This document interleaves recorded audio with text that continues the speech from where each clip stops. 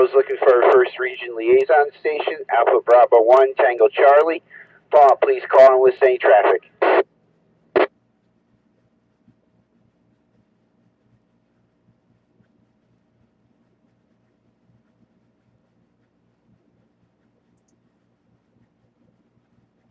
Now Net Control is looking for any stations holding traffic or announcements for the net. Traffic or announcements only, please call now.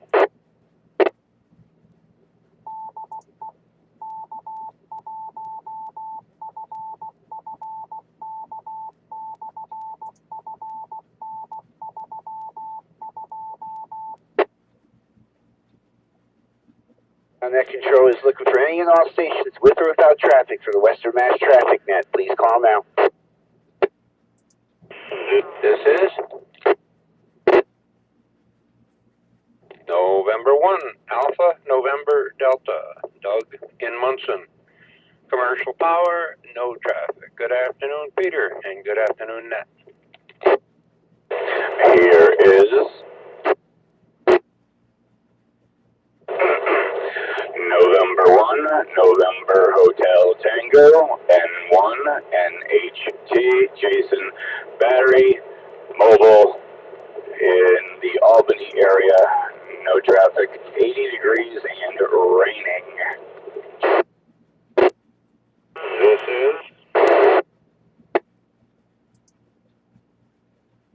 This is Kilo Bravo 1 Zulu November Yankee KB1 ZNY Bill, Lancaster, Massachusetts. Commercial power, no traffic.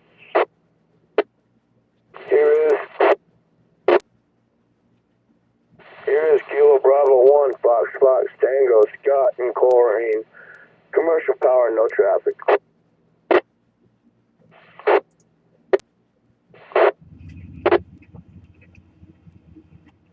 Here is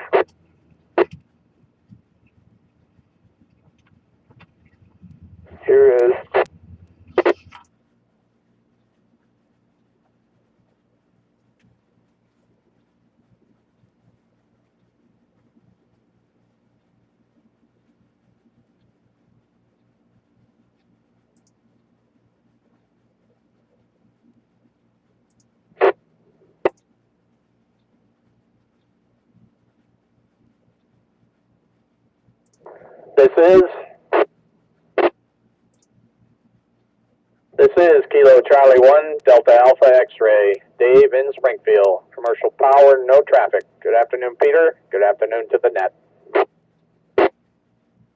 Here is Kilo Bravo 1 Fox Tango Scott and Coleraine. Commercial power, no traffic.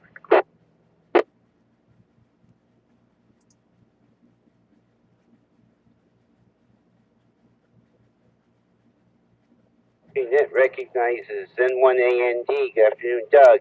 N1NHT, good afternoon, Jason. I don't know whereabouts you are in Albany where it's raining. It's nice and sunny where I am in Albany. KB1CNY, Bill. KB1FFT, good afternoon, Scott. KC1DAX, good afternoon, Dave. Do we have any further check-ins for the Western Mass Traffic Net?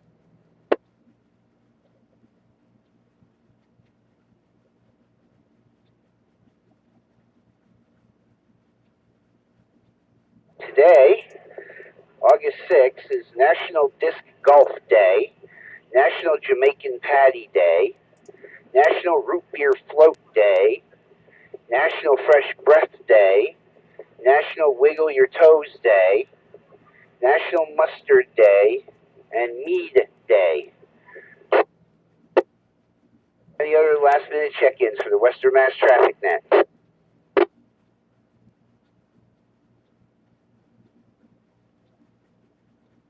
Further business or announcements before I close?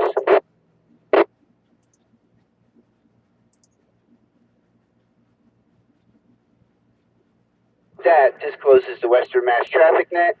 We'd like to thank everybody we'd like to thank the stations who checked in and those who stood by while the net was being conducted.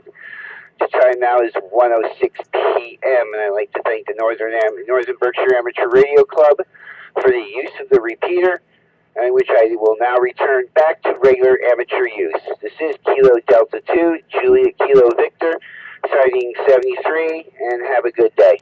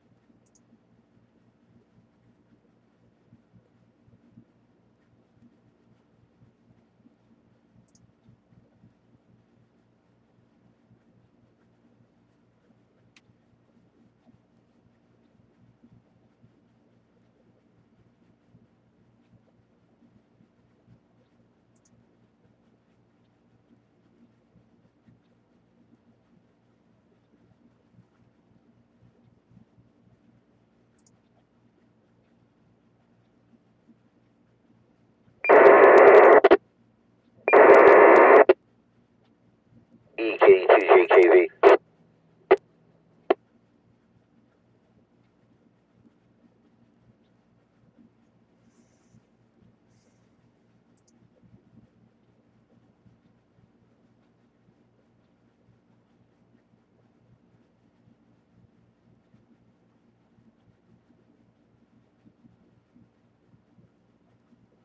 KD2KB. Are you doing on, you getting your parts ordered? Yeah, I just found them on eBay. Gigaparts it's a joke. Gigaparts has them for 95 cents a piece. They're on sale, dollar off. And they want the cheapest shipping is $10.76. eBay?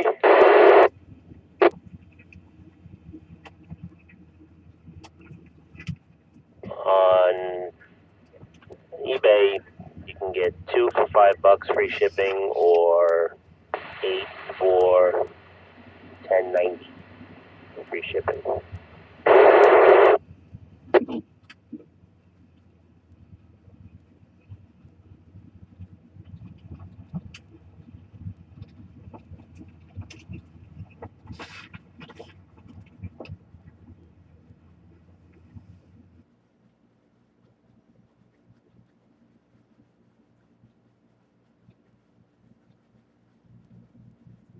Where are you ordering from? eBay.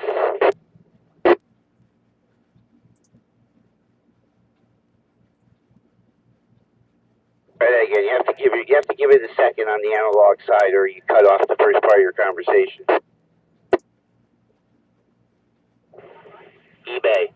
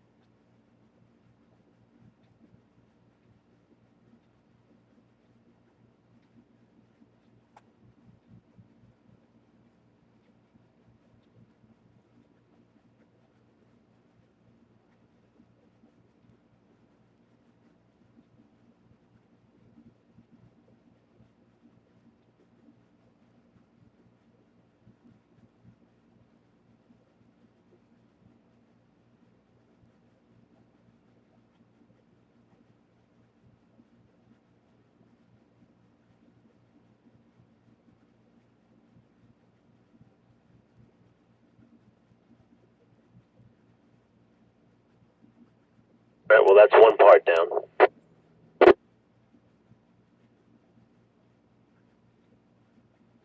Yeah, I checked. I only have 14 feet of ladder line.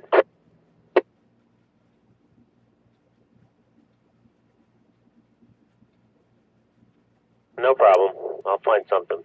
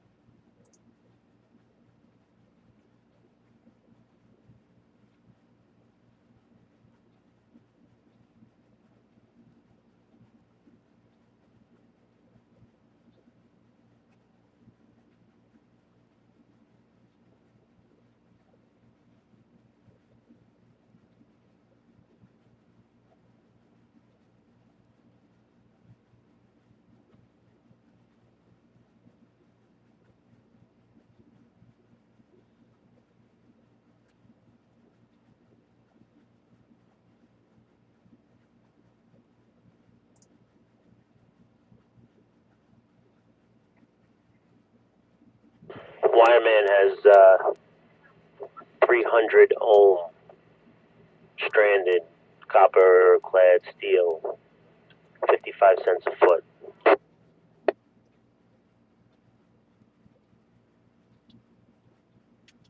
It's 300 ohm is good. I have a bunch of 450, 41 cents a foot, 74 cents a foot, 60 cents a foot.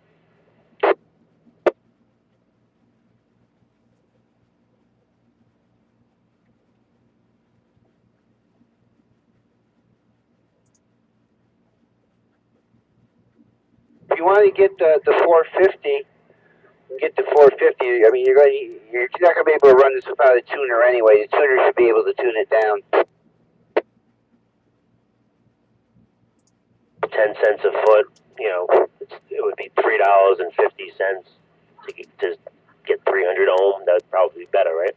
Yeah, if you can get 300 ohm, that would be better if it's like 10 cents a foot. 300 ohm will be fine.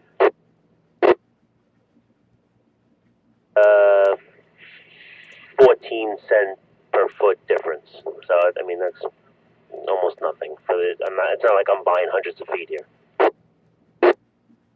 If you can get 300 ohm, that would be perfect.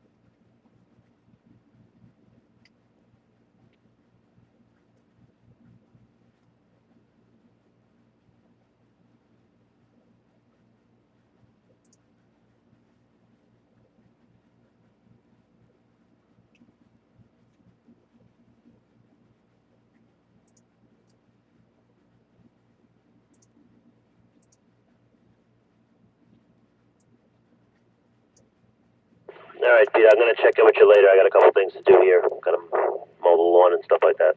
So, KD2, KPE clear. I'll catch you later, KD2JKV. KD2 HHJ on our frequency listening. 2HHJ, Mike, what's up? I heard you guys in there talking, but I was at a bad location. You couldn't hear me. Question for you. Do you have anything that will cut, this is how I explain this. It's metal wire, kind of like a coil wire. It's metal. It's about maybe half an inch thick.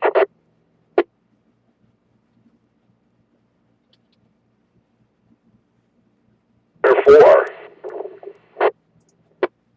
Try that again. Yeah, I'm in Green Island. It's not a very good place to get out. What is the wire for?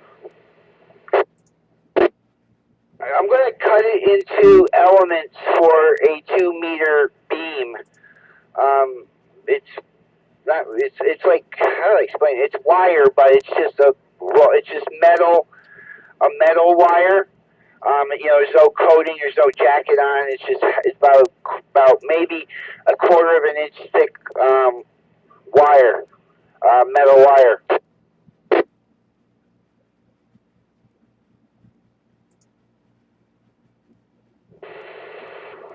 Or pick up a cheap pair of bolt cutters. You know, they cut bolts and locks and all that. That'll cut right through it real easy. I have to get that, but I'm going to cut this into elements for a 2-meter beam. Isn't that going to be too heavy? Oh, the wire it's thin. There's no weight to it at all, really. I got a roll of, it looks like it's about maybe 20 feet of it, and maybe weighs, if anything, the whole 20-foot roll, maybe less than half a pound.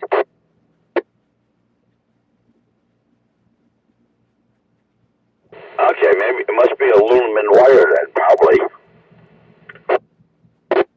Yeah, it's aluminum wire. It bends and straightens out real good.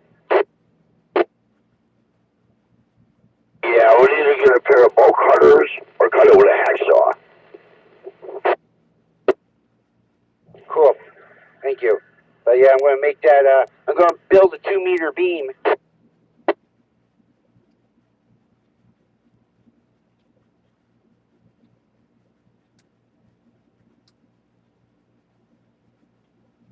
Yeah, I just ordered, well, I shouldn't say I just ordered. I just got an 80-meter antenna to put on my car, so I'll be able to talk on 80 meters.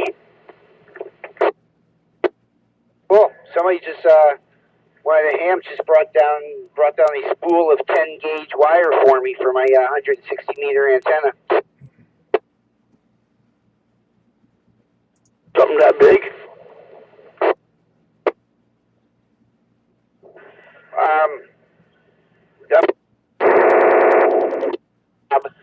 So he can make his G5 RV, but there's got to be 400 or 500 feet of it here.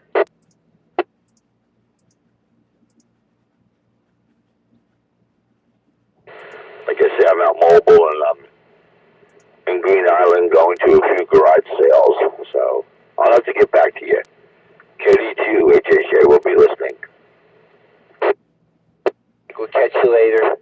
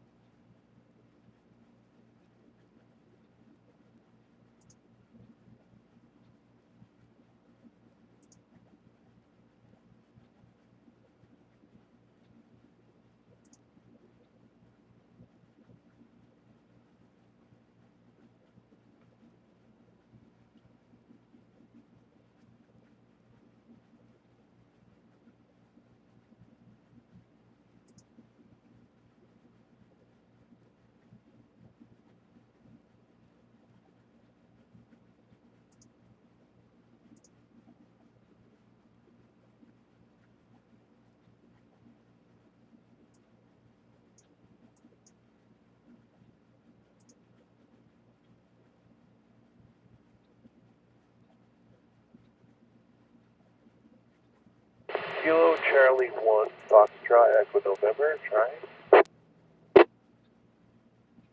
Charlie 1, Foxtrot Echo November, Kilo Delta 2, Juliet Kilo Victor. You're making it in. You got a little bit of white noise behind you, but you're making it into the machine. Roger that, sir. That's interesting. I'm in Coleraine, Mass, hiking on my handheld here, just fooling around with it a little bit to see what we can do. Definitely Mount Greylock is a long ways away from here. QTH. The QTH is Coleraine, Mass. We are just outside of Greenfield, Mass. Back to you, sir. I really have no clue. I'm in downtown Albany, New York. Oh, roger that. Well, we how can I give you any reference? Amherst, Massachusetts, not too far away from us, maybe 30 miles south of where I am. We border southern Vermont and southern New Hampshire. Back to you. Are kind of a long way from the machine. You got some white noise behind you, but you're perfectly copyable, perfectly readable, and on my radio looks like 100% in with just a little bit of white noise behind you. Yeah, well, that's pretty neat. Like I say, we usually use the Leiden, Massachusetts repeater, or the one on Mount Tom in Holyoke, Mass. But as far as Mount Greylock, long ways for a handheld radio to hit that repeater. This repeater's got some very nice coverage up 3,000 feet. It's also a digital repeater too, if you have that capability. I don't have it right now, but I've got one coming in the mail. Maybe it'll be here by Monday. So yeah, we've got a house up on place up on Lake Champlain in Vermont, and I worked a digital repeater up there. It was incredible. When you get your radio, join us here. This is a Fusion repeater, and we've got a few people here to have Fusion radio. Yeah, it's definitely a clear signal. Either it's going to make it or not, and no real background noise to speak of, or anything like that to deal with. That's I guess the new wave now. Yeah, I just got my radio almost a week ago Monday. So, and we got a few people that just got their radios too. So we're all enjoying digital up on this machine. Yeah, I'm sure digital off the Greylock there, like you said. I think that's the tallest mountain in Massachusetts. Heck, Albany. That's a good shot too.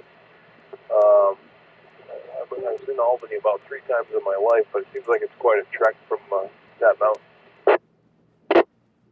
It's a little bit, and I'm like about 2 blocks from the Hudson River, and I'm only hitting it on 5 watts. Well, that's what we're doing here. Maybe a little, this ICOM V80, I think, is a little bit better than 5 watts, but not very much.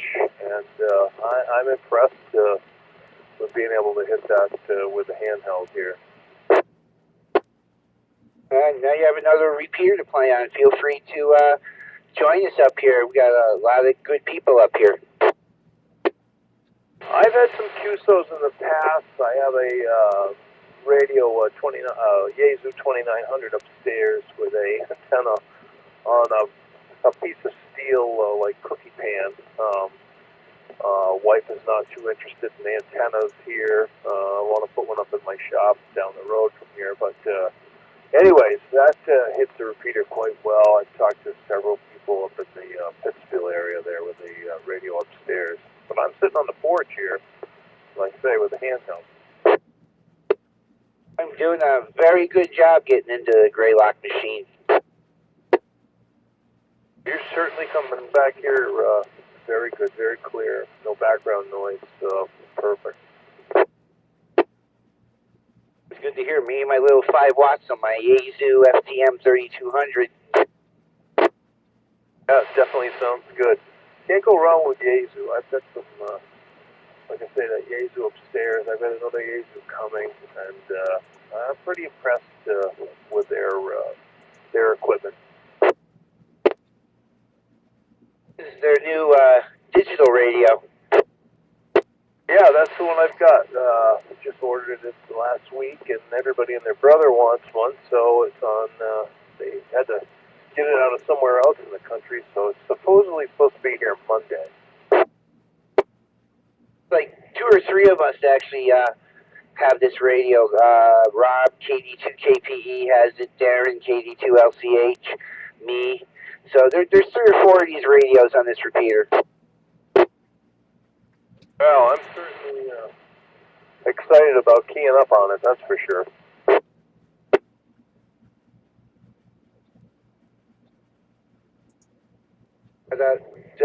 When you first turn it on, it's going to have you ask you to put your call sign in, and then once you get past that, it's just you put in the receive frequency and the PL tones, and the radio will do the rest. You don't have to worry about the transmit frequency. Okay, very nice. I was hoping it wouldn't be a struggle to understand how to operate it. I had a little help in the first time around. The hardest part is getting the call sign in, but the dial on the front of the radio, the VFO, you can actually use to put your call sign in. Once that's in, the rest is kind of simple. It's got the weather alert and no weather radio on it, which I have the weather alert on in case we get bad weather. But nice little radio. You'll be very happy with it. Yeah, I went on EHAM and studied it a little bit there, just like I did before I got the TS2000 there. I studied with it. It's pretty good. HamNet gives you some pretty good insight on these radios. So, and it was pretty highly recommended. So hopefully it'll be good to go. Mine from HRO last week. Yeah, I've been pretty much dealing with gigaparts here for the last year or so. But my brother-in-law, he does a lot with HRO in Salem, New Hampshire, and he said they're very helpful and great to work with. So I want to make a trip up there and just talk to him a little bit about different things. I was going to get mine from Gigaparts, except they were out of stock and you had to pay extra for shipping. So HRO had it in stock. It was free shipping and next day delivery. Oh, that's better. That's what I ran into. They didn't charge me more for shipping, but they're out of stock, so I have to wait a little longer than normal. I mean, I ordered that 2900 from Gigaparts, and it was here like within 2 days. You'll be happy with the 3200 once you get it. It's a nice little radio, 65 watts of power. Not a lot of bells and whistles, but just enough bells and whistles. Well, that's all right by me. I like being able to get around the radio without lesson from someone to understand it. Like the CS2000 here, I had to go on YouTube and actually I learned more from that than I could from the manual of the guy just demonstrating it. The fact that they give you a USB cable, so if Yaesu does any firmware updates on the radio, we can just plug it into the computer and get the firmware updates. Yeah, that's very convenient. That's definitely a great added option to the radio. It's a little word of advice when you get it. The PTT is a little sensitive, and if you bump the PTT because it's a switch thing, it switches you to digital. So if you kind of tap the PTT, you'll end up back in digital mode. So because the PTT is a little sensitive on this. Okay, now wasn't I reading too that the radio will make you aware if you're receiving a digital signal too as well on the screen? of LEDs. Like right now, I'm transmitting. There's 2 red LEDs because I'm in FM. The LEDs will tell you. Plus, it comes up on the screen. Like if I go to digital, the little D will show up to tell you you're in digital, or a little F shows up to tell you you're in FM. But it also goes by LEDs. I think blue LEDs, you're in digital.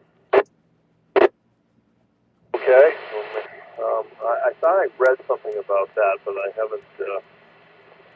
Naturally, I don't have the manual yet to go through, but I watched a little segment on that radio that gave me some of that information. I thought when you're receiving a digital signal, it advises you that you are. Let's see. Yeah, receiving analog signal. There's 2 portions of the LEDs, upper and lower. So they'll both flash green. Transmitting an analog, they're both red. Receiving a digital signal, the upper is green, the lower is blue. Transmitting in digital audio, the upper is red and the lower is blue. Receiving digital data, the upper is green, the lower is white. Transmitting digital data, the red is white and the lower is white. Okay. Is the radio construction-wise, is it bigger than 2900 or the same size? I know it has a cooling fan on it. I noticed. I don't know. I don't have a 2900, but this radio, lengthwise. Well, let's see. Let me tell you what it. Let me get the. Hold on. Let me get the specs out here.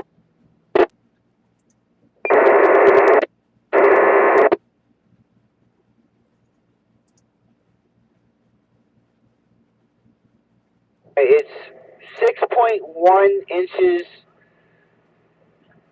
This is width times height times diameter.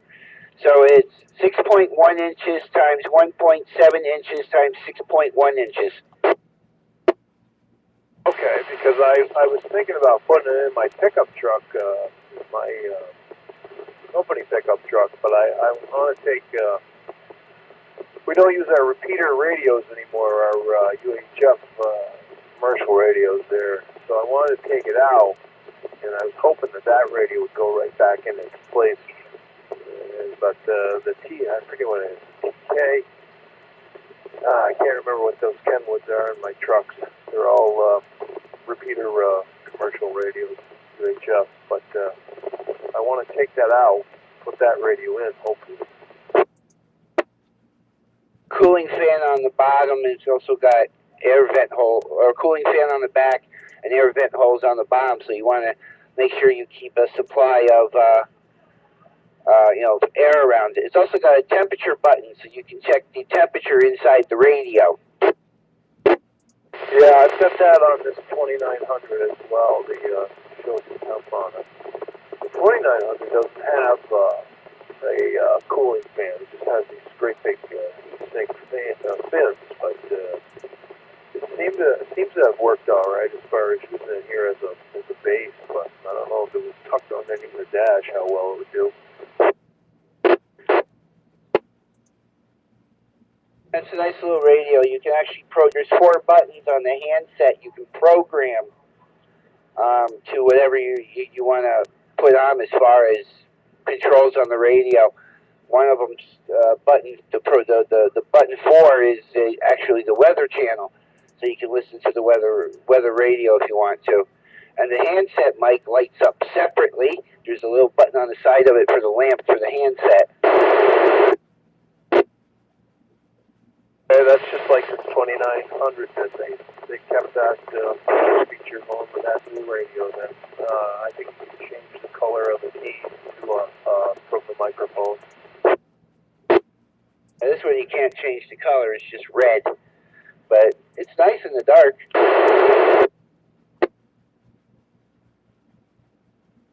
Well, sounds like a pretty interesting radio. Definitely be interested to see and play around with it there. Hopefully Monday. I'm like a kid waiting for Santa. Yeah, so was I when I ordered it, and I've been happy with it. It's a nice little radio, and I'm glad I got it. the price is right for digital mode radio. I mean, you can't hardly beat that for the price.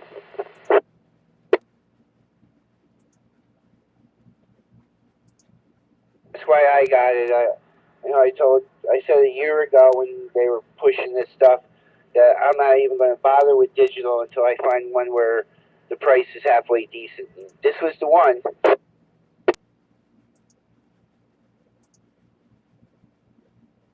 Yeah, I'm interested to see. I mean, it's just been out there for a short time. Hopefully, it doesn't have too many kinks in it, but I guess we'll find out. I haven't really found any kinks with it yet. I think they did it right. I've been through almost all of it in the past few days and haven't really found any kinks in it.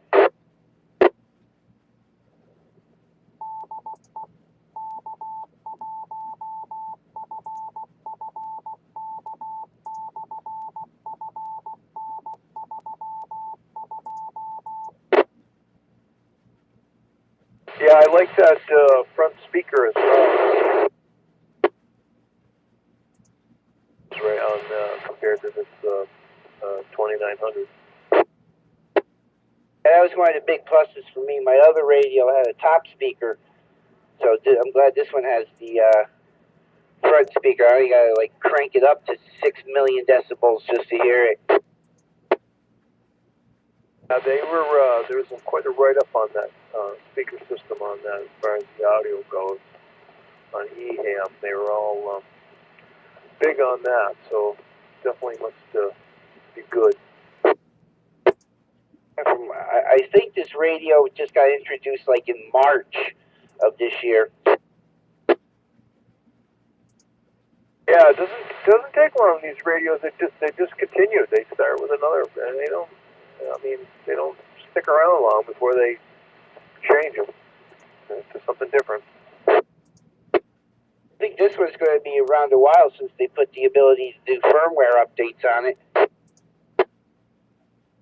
Yeah, quite possibly. It might hang around a little better than some of the other ones.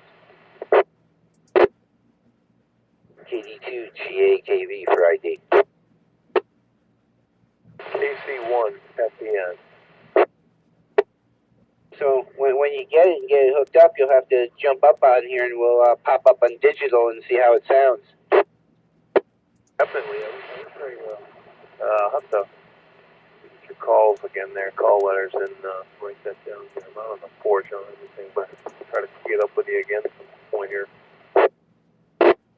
Call here is Kilo Delta 2, Juliet Kilo Victor.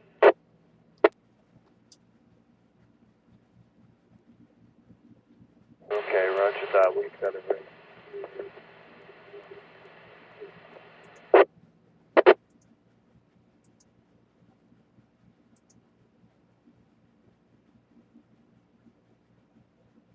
What was your your first name? Still here is Peter. Okay, Peter on this end too.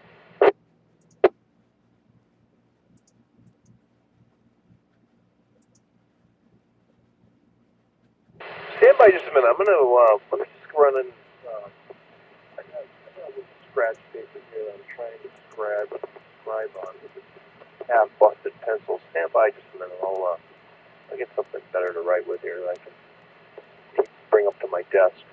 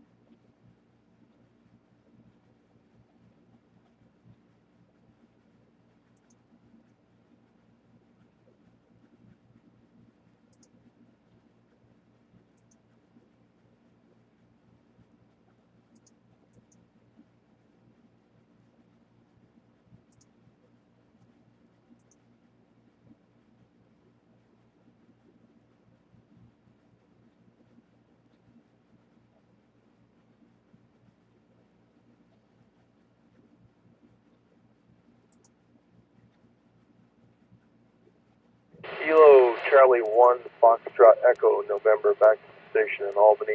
Peter? Here, go ahead. Sir, one more time on your call letters, sir. The call here is Kilo Delta 2, Juliet Kilo Victoria.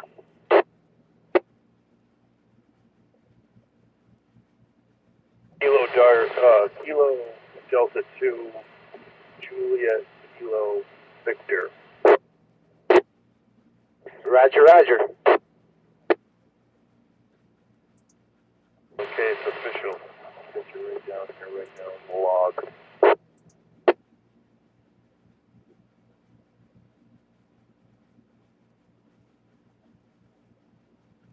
Yeah, I think you'll be very, very happy with this little radio. Yeah, like I said, I'm interested to play around with it, see what we can do.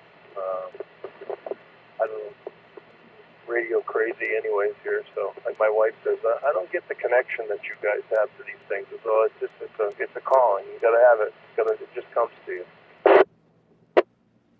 My wife got licensed. She says, you build it, fix it, and maintain it, and I'll just use it.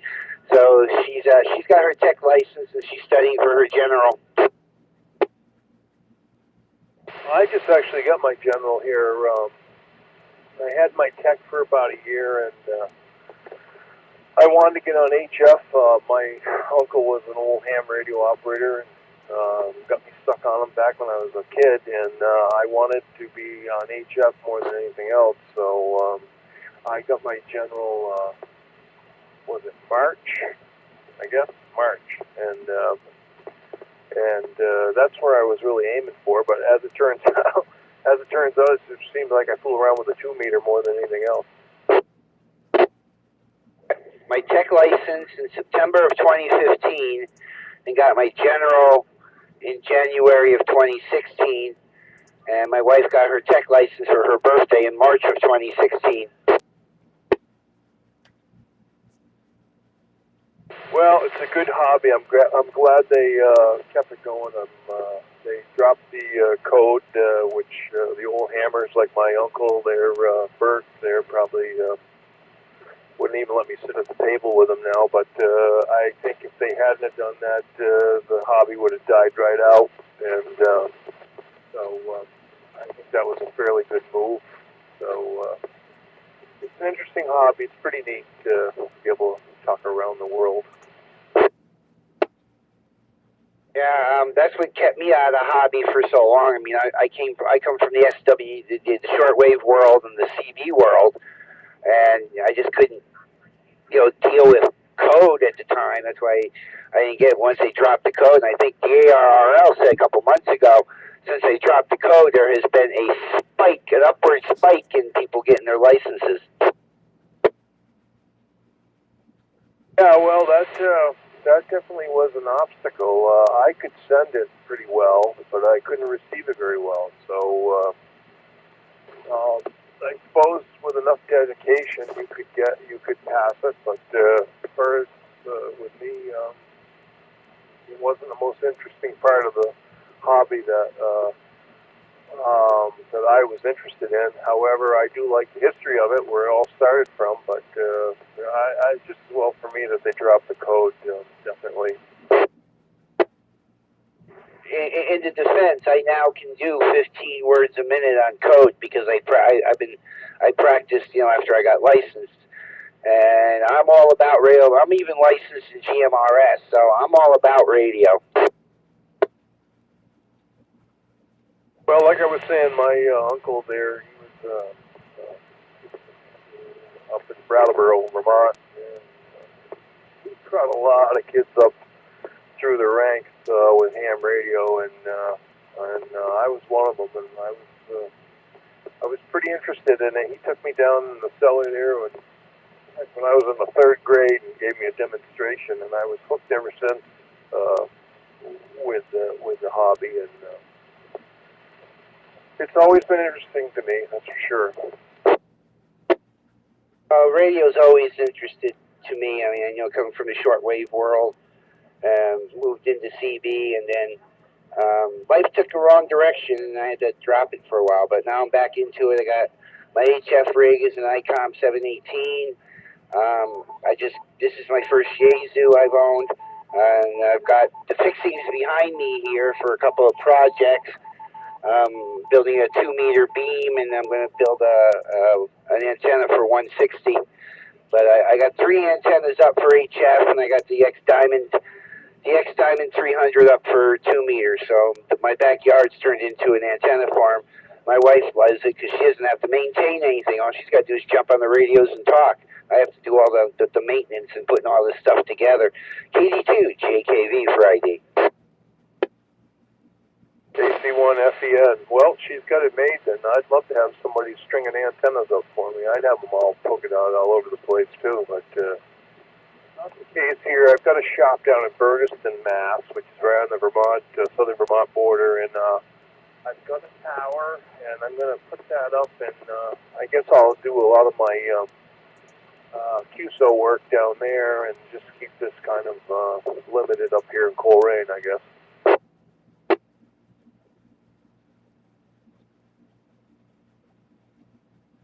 Yeah, I've always been into radio. I mean, you know, this is the furthest I've ever taken it. You know, brand new Yaesu 2-meter radio. This is my first Yaesu, my first ICOM. You know, I come from the CB world, but I'm hooking the shack up as we go here. Things are working out. I do a lot of PSK 31 on HF. Oh yeah, that's interesting too. The other thing about the ham world is too, you've got some responsible people out there using ham radio, which is that's a good thing. It's a quality, definitely.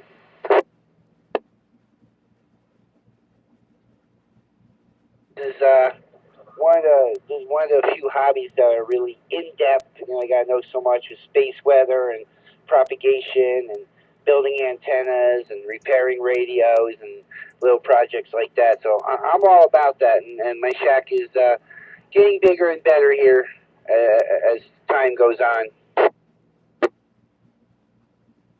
Well, that's what it is. My like I said, my uncle there, he used to build his radios from a heat kit back when I was a kid there, and I was so impressed the way he just he'd sit down there and build a new radio. It's pretty neat. This is a passion. You have to have a passion for radio, or none of this ever matters. Well, that's for sure. I don't care what side of radio it is, 2 meters, 440, 220, 900, microwave, HF, LF. I'm there. I even got parts out in the backyard building an HF or a microwave transmitter.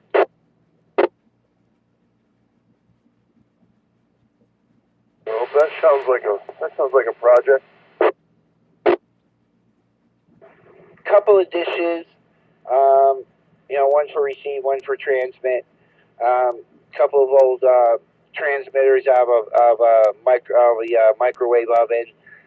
A few parts here and there, but it's line of sight. So in order to actually work, I have to go up top of Greylock or go up on top of a mountain somewhere, like the Helderbergs or something, and just aim it and see what comes back at you.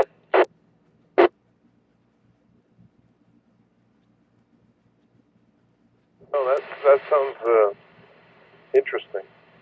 Microwave, definitely. I've never had much experience with microwave. Yeah, I'm dabbling into it. I also built a portable Yagi for my HT, and I've made some contacts with SO50 up at the satellite.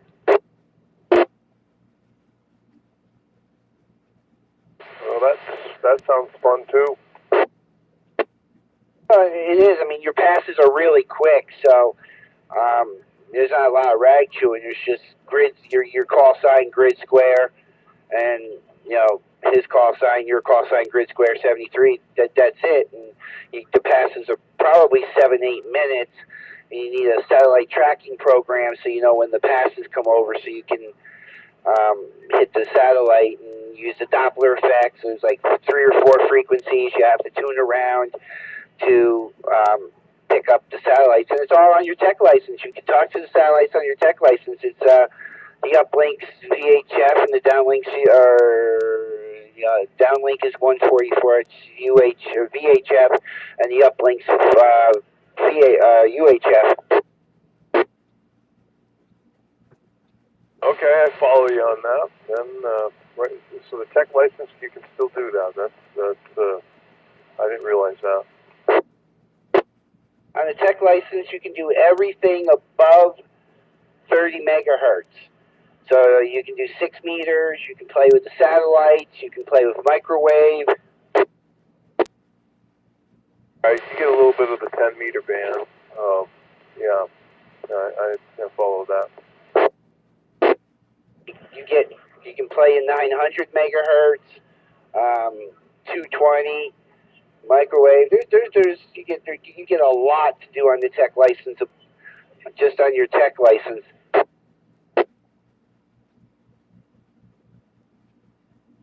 Well, that's good. Gives everybody a good taste. They get in there, if they can, utilize that license to its fullest. They get a good taste of the whole spectrum. So that's a plus. Hey, Peter, I'm going to say 73. See, I got to go in the house for a minute here. So it's been a pleasure talking to you, and hope to key it up with you again.